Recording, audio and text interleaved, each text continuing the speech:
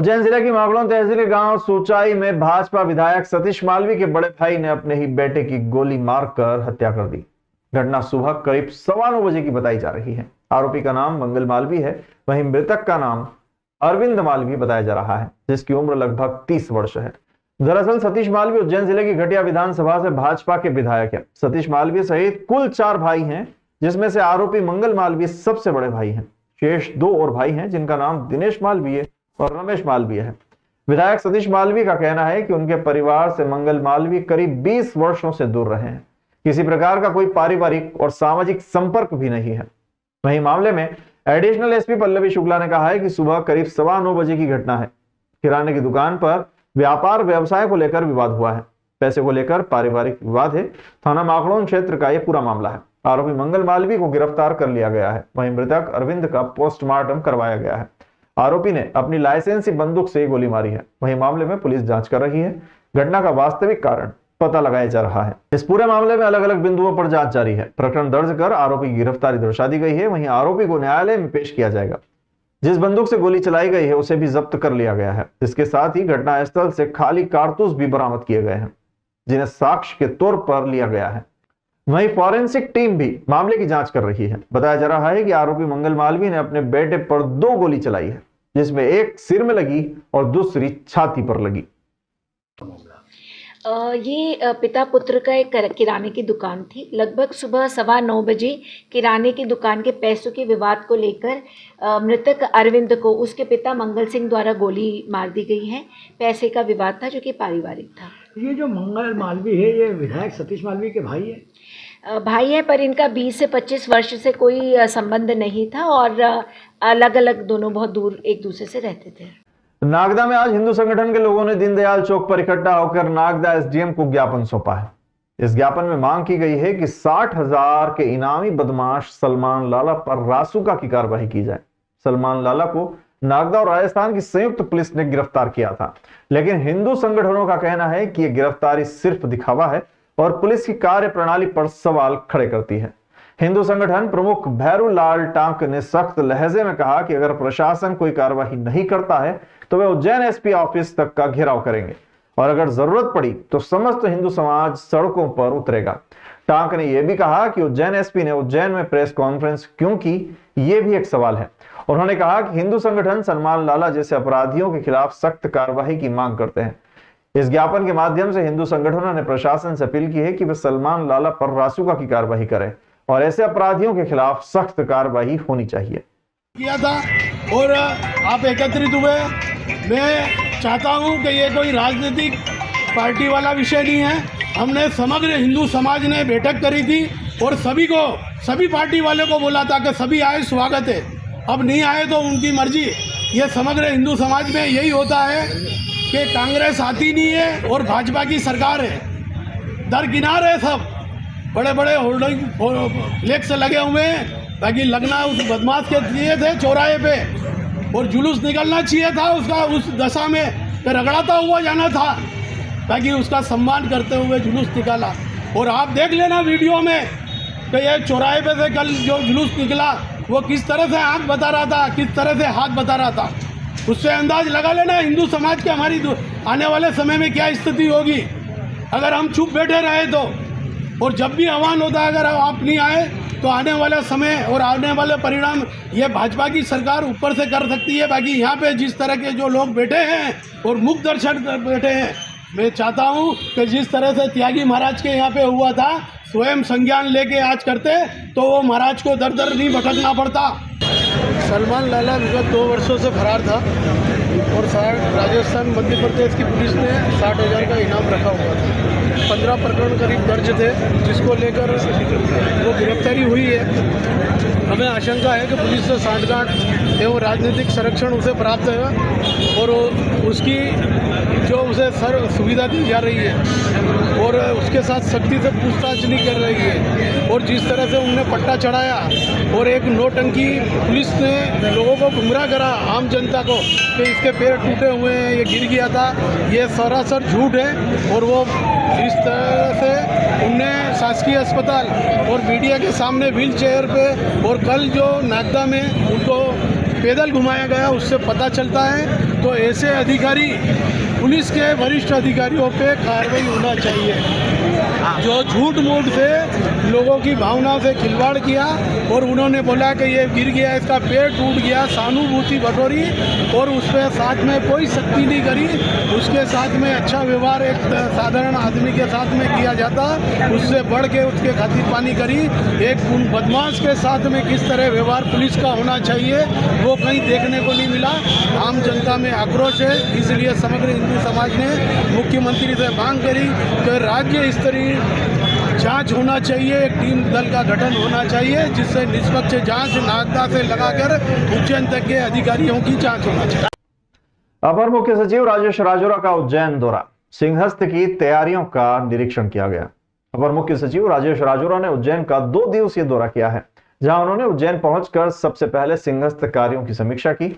इसके पश्चात दूसरे दिन सोमवार को सिंहस्थ 2028 महापर्व की तैयारियों का निरीक्षण किया। उन्होंने महाकाल कॉरिडोर, टनल, महाराजवाड़ा, महाकाल मंदिर में चल रहे निर्माण कार्यों और सिंहस्थ में श्रद्धालुओं की दर्शन व्यवस्था सहित पेशवाई मार्ग का भी निरीक्षण किया।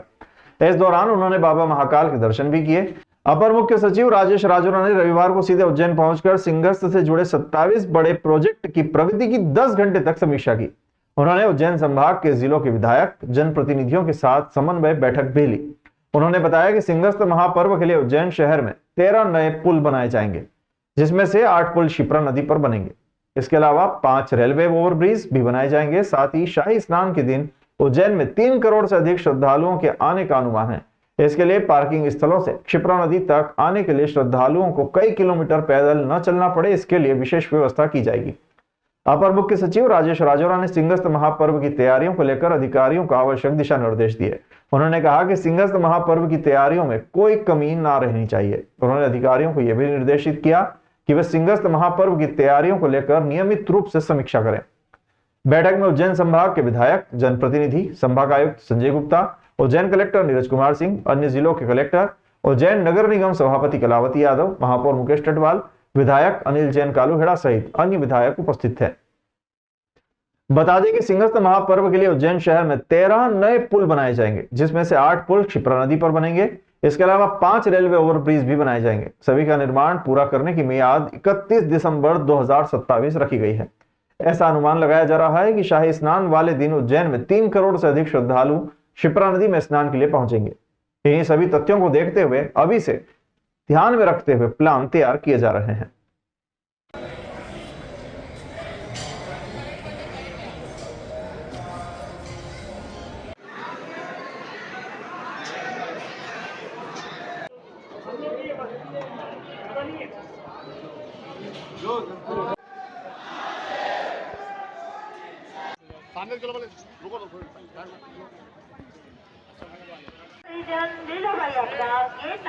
इंतजार कर रही है तो ऐसे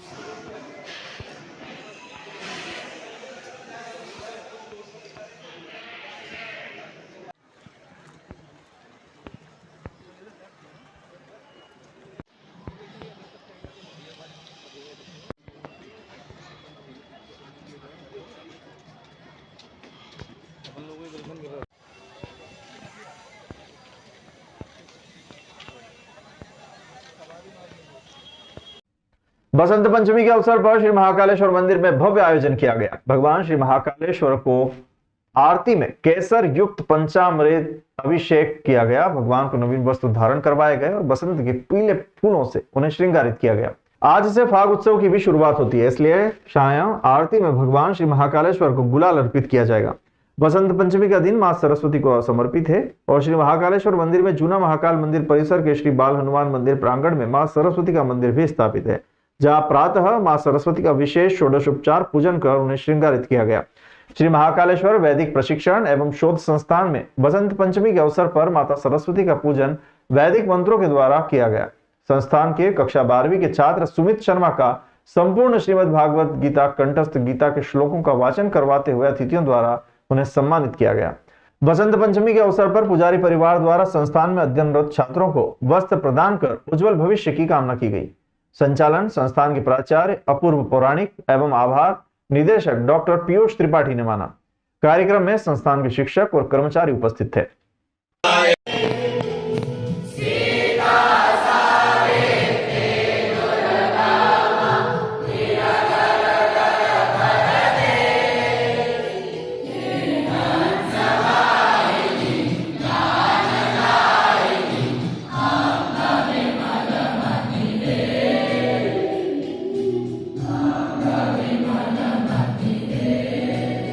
उज्जैन में बसंत पंचमी के अवसर पर अखिल भारतीय पंचकोड़ ब्राह्मण समाज का सामूहिक विवाह समारोह मौनी बाबा आश्रम में संपन्न हुआ। इस आयोजन में समाज के कुल गुरु पंडित प्रद्युम्न रानी व पंडित विनोद व्यास के आचार्यत्व में 8 जोड़े परिणय सूत्र में बंधे। वर वधुओं को आशीर्वाद देने के लिए गुजरात से संत भरतपुरी जी महाराज विशेष रूप से पधारे थे। इस अवसर पर मध्य प्रदेश, गुजरात और राजस्थान के समाज बंधुओं ने भी भागीदारी की। समाज के होनहार बच्चों रजनीश को खेल में व चारू पंचोली को बौद्धिक क्षेत्र में गोल्ड मेडल प्राप्त करने पर समिति द्वारा उनका सम्मान मंच पर किया गया। समाज के संरक्षक प्रकाश पंचोली, अध्यक्ष राकेश शर्मा व महिला अध्यक्ष तनुजा पंचोली ने उद्घोषणा की कि अब प्रत्येक वर्ष बसंत पंचमी को सामूहिक विवाह का आयोजन किया जाएगा। उन्होंने उपस्थित समस्त समाजजन का पुष्प वर्षा कर तन मन धन से सहयोग करने के लिए आभार भी व्यक्त किया। समाज के उद्देश्य के बारे में बताते हुए उन्होंने कहा कि हमारा उद्देश्य है कि आर्थिक स्थिति से कमजोर व मजबूत व्यक्ति भी हमसे जुड़े, जिससे फालतू खर्च की बचत होगी, साथ ही समाज में एकजुटता बढ़ेगी। इस आयोजन में बेटी बचाओ बेटी पढ़ाओ का भी संदेश दिया गया। समाज के सदस्यों ने कहा कि बेटियों को शिक्षित करना और उनका सम्मान करना हमारी जिम्मेदारी है। इस आयोजन में समाज के ही होनहार बालकों द्वारा प्रत्येक गतिविधियों में उच्च सरस्वर वैदिक मंत्रोच्चार का उच्चारण से समारोह में समा बांध दिया गया। यह आयोजन बसंत पंचमी के अवसर पर एक अनोखा और यादगार साबित हुआ।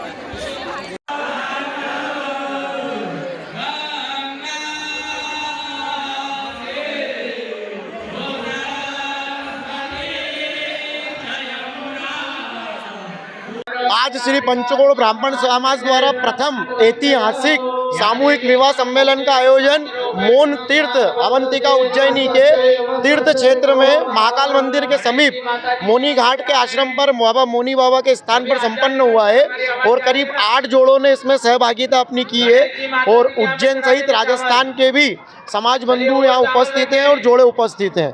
इस विवाह सम्मेलन का उद्देश्य हमारा सामाजिक स्तर पर एक ही है कि पूरा समाज एक होकर के एक ही दिशा में आगे बढ़े। मुख्य उद्देश्य बेटी बचाओ बेटी पढ़ाओ अभियान का एक मैसेज देते हुए समाज को संगठित करके एक धारा में लाने का हमारा मेन संकल्प है, उद्देश्य है।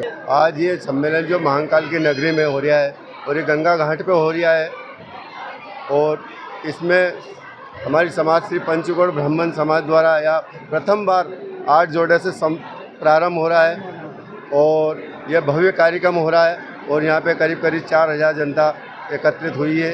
सबके लिए भोजन व्यवस्था रखी गई है और सभी को कन्यादान दिया जा रहा है समिति की तरफ से। क्या क्या दिया कन्यादान में? और कन्यादान में जो आवश्यक सामग्री होती है परिवार चलाने के लिए वो तो दी है, उसके साथ में गोदरेज दी है, पलंग दिए हैं, बस्तर दिए हैं। जोड़े कहाँ से हुए? जोड़े जो हुए मध्य प्रदेश और राजस्थान दोनों प्रांत से हुए हैं। यह सम्मेलन पंचकोड़ ब्राह्मण समाज उज्जैन के कार्यक्रम के अंतर्गत हुआ है, जिसमें 8 जोड़ों का प्रथम सामूहिक विवाह रखा गया है। और इसका संदेश ये जाता है कि बेटी बचाओ बेटी पढ़ाओ एवं अमीर गरीब एक ही जगह कम खर्च में अपना विवाह शादी वगैरह करे, इसलिए ये संदेश देना। 8 जोड़े इस विवाह सम्मेलन में सम्मिलित हुए हैं और उनका विवाह मंगलमय तरीके से हुआ है। कहाँ से लोग शामिल हुए इसमें कम से कम 2,500 लोग शामिल हुए हैं। महिदपुर में समाज सेवी विजय सिंह गौतम का जन्मदिन बड़े धूमधाम से मनाया गया। इस अवसर पर कुश्ती के दंगल का आयोजन भी किया गया, जिसमें कई राज्यों से बड़े बड़े पहलवानों ने पधार कर अपनी कुश्ती कला का प्रदर्शन किया। समाज सेवी विजय सिंह गौतम ने अपने इष्ट देव की पूजा अर्चना कर आशीर्वाद प्राप्त किया और उनके निज निवास पर बधाइयों का सिलसिला शुरू हुआ। समर्थकों और मित्रों ने पुष्पमाला पहनाकर केक खिलाकर उनका जन्मदिन मनाया। इस अवसर पर पंपापुरी मंदिर पर 51,000 रुपए का दान किया गया और खेड़ापति मंदिर पर 11,000 रुपए की राशि भेंट की गई। गौशाला में गोमाता को गुड़ खिलाया गया और पूरे नगर में जगह जगह मंच बनाकर समाज सेवी का स्वागत किया गया। कुश्ती के दंगल में भगवान हनुमान की छाया प्रति पर पुष्पमाला पहनाकर दंगल को प्रारंभ किया गया। दंगल को देखने के लिए दर्शक दीर्घा में सैकड़ों लोगों ने बैठकर दंगल में कुश्ती कला का आनंद लिया। नगर के Ramakrishna hospital and trauma centre ने भी समाज सेवी विजय सिंह गौतम का स्वागत किया और अपने हॉस्पिटल का भ्रमण करवाया। वो जिंदगी में उससे बड़ा कोई भी आपसे बड़ा नहीं हो सकता है, पर मेरे गुरु भगवान किसी के सर पे पैर नहीं रखते हैं, पर मैं तो पैर भी रखवाऊंगा महाराज जी का कि आप तो पैर ही रख दो तो पूरा ब्रह्मांड ही मेरे अंदर आ जाएगा आपका, और आपके किए हुए कार्यों का मैं बहुत अच्छा समायोजन करूंगा। आपको चरण स्पर्श करता हूं। आओ हम सब लोग आरती के लिए आए।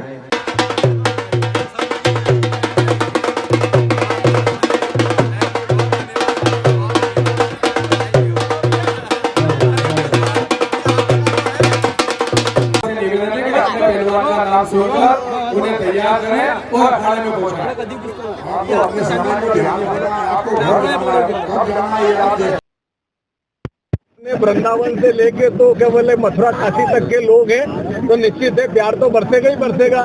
तो मैं आपको बधाई देना चाहता हूं। आज के दिन ये कांटा दंगल का आयोजन हुआ, इसमें हरियाणा, पंजाब, दिल्ली, खंडवा से लेके मध्य प्रदेश, राजस्थान और हमारे कहले विभिन्न प्रांतों के पहलवान आए। उनका मैं हार्दिक अभिनंदन करता हूं, स्वागत करता हूं।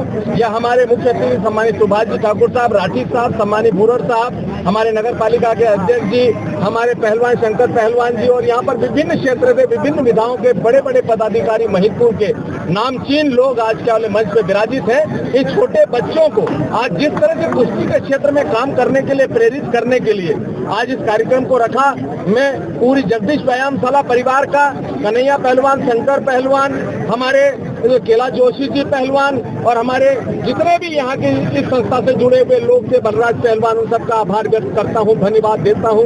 मैंने कहा है कि बच्चों के लिए, इस देश के लिए, इस भारत के लिए, इस मध्य प्रदेश के लिए, इस महिदपुर के लिए निरंतर हम लोग काम करते रहेंगे। हम सब लोगों का सब खेलों में काम करते हैं, चाहे कबड्डी हो, खो खो, क्रिकेट हो, पर कबड्डी के साथ हम लोगों ने देखा कि हम शरीर सोचना और मल्ल विद्या के बारे में बात करें तो दूर दूर के कई राज्यों के पहलवान आए। 2 लाख रुपए के नगद इनाम इनको बढ़ रहे हैं आज। और आज के दिन यहाँ पर आप सब लोगों का बहुत प्यार मिला और मैं हृदय से आपका अभिनंदन करता हूँ, दादा के चरणों में नमन करता हूँ। यहाँ जितने वरिष्ठ लोग हैं उनके चरणों में नमन करता हूँ। छोटे बेटों को मैं बहुत आशीर्वाद देता हूँ। दिनेश दादा भी हमारे बीच में, अर्जुन ठाकुर जी भी हमारे बीच में हैं। बहुत सारे यहाँ पर मेरे पुरोधा, मेरे मार्गदर्शक यहाँ पर मौजूद हैं, मैं उनका बहुत अभिनंदन करता हूँ। मैं 2 शब्द कहता हूँ माननीय हमारे गोरख दूध के मैनेजिंग डायरेक्टर सम्मानित सुभाष ठाकुर जी से कि वो भी 2 शब्द इन बच्चों के बारे में एक संदेश दें कि युवा बच्चे किस तरह अपने शरीर का विकास करें और किस तरह से आगे बढ़े, मेरे महिदपुर का नाम आगे करें।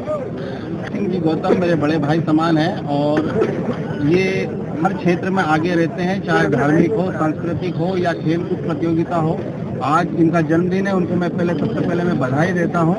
और इस जन्मदिन के अवसर पर जिस तरीके से इनने एक श्रृंखला के तौर पे क्रिकेट का उद्घाटन किया, कुश्ती का कार्यक्रम किया, धार्मिक आयोजन में आज ये गए, उनको मैं बहुत बहुत बधाई देता हूँ। और इन युवा खिलाड़ियों के लिए भी गौतम जी के साथ ही खड़ा हूँ और जो भी इनका सहयोग लगेगा हम मिलकर साथ में इनके आगे बढ़ने के लिए जो भी इनको आर्थिक व्यवस्था या जो लगेगा वो हम देने को तैयार हैं। जैसा कि सर्वप्रथम तो मैं परमपिता परमेश्वर से प्रार्थना करता हूँ कि हमारे ज्येष्ठ भ्राता श्री गौतम साहब के जन्मदिवस के उपलक्ष्य में जो कांटा दंगल इन्होंने कराया है, भगवान इनको सुख शांति समृद्धि और संचालन स्थायी रूप से उपलब्ध कराएं। इसी परिप्रेक्ष्य में अब हम तो क्या कराएंगे, परमपिता परमेश्वर ने यहाँ जो कार्य की रूपरेखा तय हुई है उसके लिए बहुत बहुत यहाँ जगदीश धर्मशाला के पहलवानों को धन्यवाद देता हूँ। और सबसे बड़ी बात तो यह है कि गौतम साहब ने एक ऐसी नींव रखी है कि प्रति वर्षानुसार 2 फरवरी को इनके जन्म दिवस के अवसर पर ये हमेशा ये दंगल कराते रहेंगे। ये बहुत बड़ी बात है महसूस के लिए और मैं धन्यवाद देता हूँ पुनः गौतम साहब को कि इन्होंने हमेशा चाहे क्रिकेट हुआ, खो खो हुआ, सांस्कृतिक कार्यक्रम है,